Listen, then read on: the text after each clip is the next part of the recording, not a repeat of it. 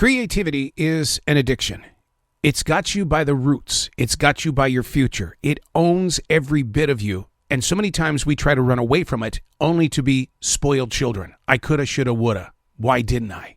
Unplugged because we will always say yes to creativity. Totally uncut because we all make mistakes. So turn it into a tool. This is Arroe Unplugged. I am a poet, one that just happens to write in a forest. In 2015, I stepped into a very special collection of trees at the Billy Graham Library right here in Charlotte, North Carolina. While there, I did nothing but write. But they were never my words. I always believed they were the lyrics from Billy's Forest. Well, nearly 2 years later, God spoke directly into my heart. He said it was time to grow beyond the library, to write within other collections of trees, mainly my own forest right here in South Charlotte, North Carolina.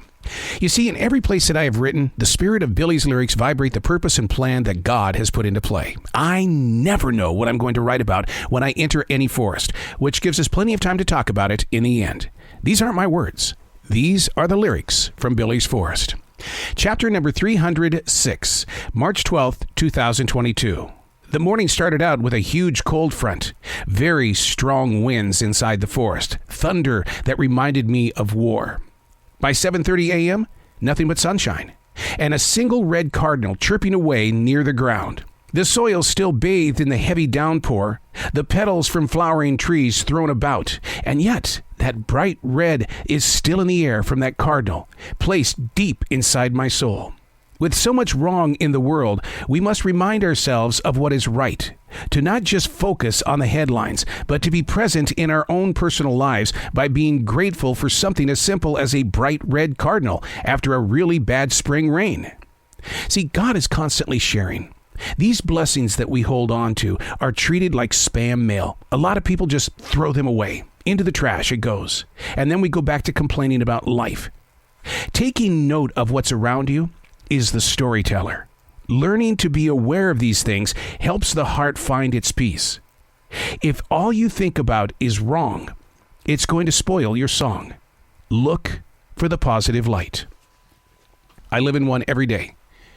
This forest is knocking on my door each morning that I wake up. It's going, hey, Mr. Writer, Mr. Writer, Mr. Writer. Come on.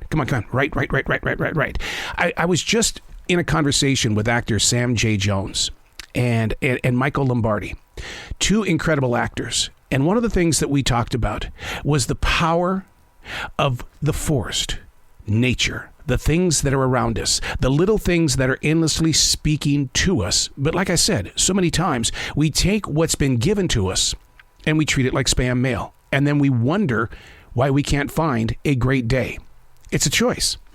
In fact, Sam J. Jones and I talked about that. He goes, what is the choice? He says, it's sitting right there. You don't even have to make a choice. It's there. Just do it. Grab it. Enjoy the ride. Sure, it may not turn out to be exactly what you want. In fact, it was Michael Lombardi that said that about his brand new movie. He says, am I doing the movie the way I want to? Because I fell in love with the script, but the script has changed so much, but am I still loving the movie? I think that's the way life is too, is that we sit there and we think, this is who I want to be. But when you get there, you didn't become. See, I wanted to be that radio jock in Los Angeles. I wanted to be right there like Rick Dees and to do the things that those jocks were doing. It didn't happen, but it didn't stop me either.